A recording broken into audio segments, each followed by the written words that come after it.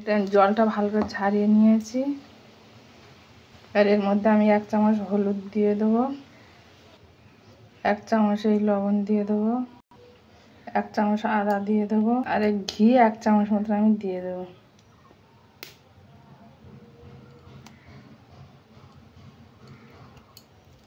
ঘি আমি 1 চামচ মতন দিয়ে দিয়েছি।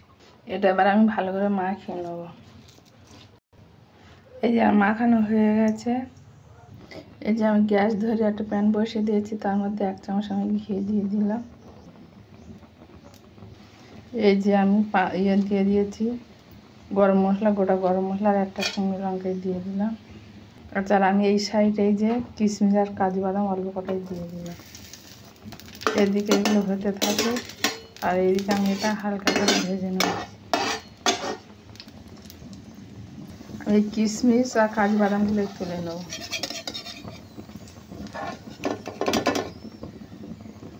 আমি এবারে চালগুলোর মধ্যে দিয়ে দেবো। আমি এবার চালগুলোর মধ্যে দিয়ে দেবো। চালগুলো দিয়ে দিলাম। এবার একটু নেড়ে চড়ে আমি জল দিয়ে দেবো। একটু হালকা করে ভেজে নেবো, হালকা সঙ্গে। হালকা করে ভাজা হয়ে গেছে। এই কাপের আমি যেহেতু চাল মেপে নিয়েছিলাম, তো এই কাপের আমি 4 কাপ জল দেবো। 2 কাপ চাল নিয়েছিলাম, তো 4 কাপ জল দেবো।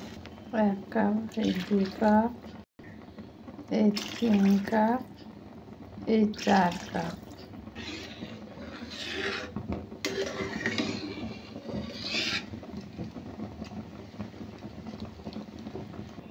আমি এই চাটা দিয়ে দিলাম। এই দেখুন বন্ধুরা, কত সুন্দর হয়েছে।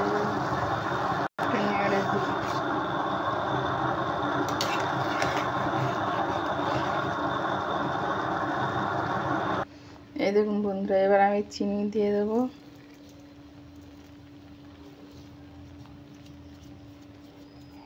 এবার একটু আমি ঘি দিয়ে দেবো উপর থেকে।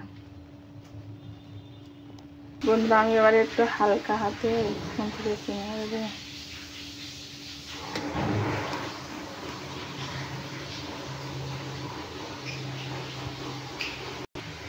এই দেখুন বন্ধুরা, কতটা ঝরঝরে হয়েছে। আরও ঠান্ডা হয়ে গেলে আরও কিন্তু ঝরঝরে হবে।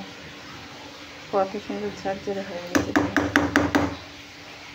বন্ধুরা। উপর থেকে আমি এবারে কাজু আর কিশমিশ ছড়িয়ে দেবো। এবার কিছুক্ষণ পর আমি পরিবেশন করব। দেখুন বন্ধুরা, দেখতে যেমন সুন্দর হয়েছে, খেতে কিন্তু এরকম সুন্দর হবে। আপনারা এইভাবে একবার বাড়িতে তৈরি করে খেয়ে দেখবেন।